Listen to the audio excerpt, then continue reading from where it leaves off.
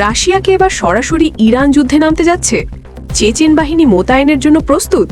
আর যদি এটা সত্যি হয়, তাহলে কি আমেরিকার জন্য মধ্যপ্রাচ্যে শুরু হতে যাচ্ছে এক নতুন নাইটমেয়ার? বন্ধুরা, মিডল ইস্টের চলমান যুদ্ধ হঠাৎ করেই এক নতুন মোড় নিয়েছে।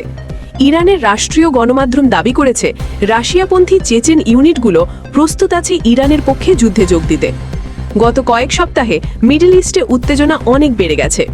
ইউএস ফোর্সেস ইতোমধ্যেই পার্সিয়ান গালফ অঞ্চলে তাদের মিলিটারি বিল্ড আপ বাড়িয়েছে। বিভিন্ন রিপোর্টে বলা হয়েছে নতুন marines deployment, carrier strike group movement এবং রিজিওনাল বেস রিইনফোর্সমেন্ট চলছে। ঠিক এই সময়ই প্রেস টিভি দাবি করে রমজান কাদিরভের লয়াল চেচেন ইউনিটস ইরানের পাশে দাঁড়াতে প্রস্তুত। প্রেস টিভি তাদের বক্তব্য অনুযায়ী যদি আমেরিকা স্থল অভিযান শুরু করে, তাহলে তারা এটিকে ধর্মীয় ও কৌশলগত যুদ্ধ হিসেবে দেখবে। এখন প্রশ্ন হলো, রাশিয়া কি সত্যি সেনা পাঠাবে? বাস্তবতা হলো মস্কো এখনো ইউক্রেন ফ্রন্টে ডিপলি এঙ্গেজড। সরাসরি লার্জ স্কেল ডিপ্লয়মেন্ট তাদের জন্য রিস্কি। তবে নতুন ইন্টেলিজেন্স রিপোর্টস বলছে রাশিয়া ইতোমধ্যেই ইরানকে upgraded drone technology, satellite targeting data এবং ট্যাকটিক্যাল সাপোর্ট দিতে পারে।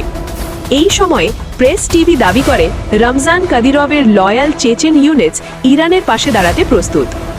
যদি চেচেন ফাইটার্স ডিপ্লয় করে, তারা সাধারণত 3 ধরনের রোলে থাকতে পারে: urban warfare support, border and infrastructure security, military advisory and moral operations. Ukraine আর সিরিয়াতে এই রোল তারা আগেও করেছে।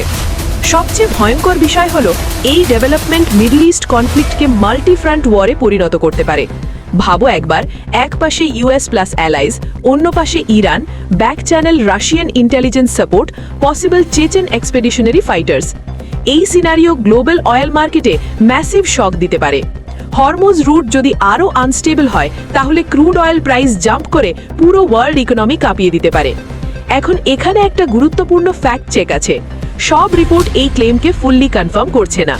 কিছু ইন্ডিপেন্ডেন্ট ককেসেস বেসড রিপোর্ট বলছে এটা সম্ভবত প্রেস টিভির এক্সাজারেটেড ফ্রেমিং এবং চেচেন কমান্ডারের পার্সোনাল মন্তব্যকে মিডিয়া সেন্সেশনালাইজ করেছে। অর্থাৎ অফিসিয়াল ক্রেমলিন ডিপ্লয়মেন্ট অর্ডারের কোনো নিশ্চিত প্রমাণ এখনও নেই।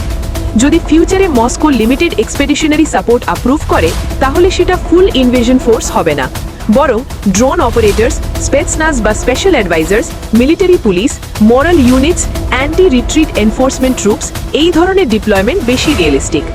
এতে ইরান গ্রাউন্ড ফোর্সের কোহিশন বাড়বে এবং US invasion cost significantly increase হবে। আর এটাই সম্ভবত মস্কোর স্ট্র্যাটেজিক লক্ষ্য: low cost pressure, high psychological impact.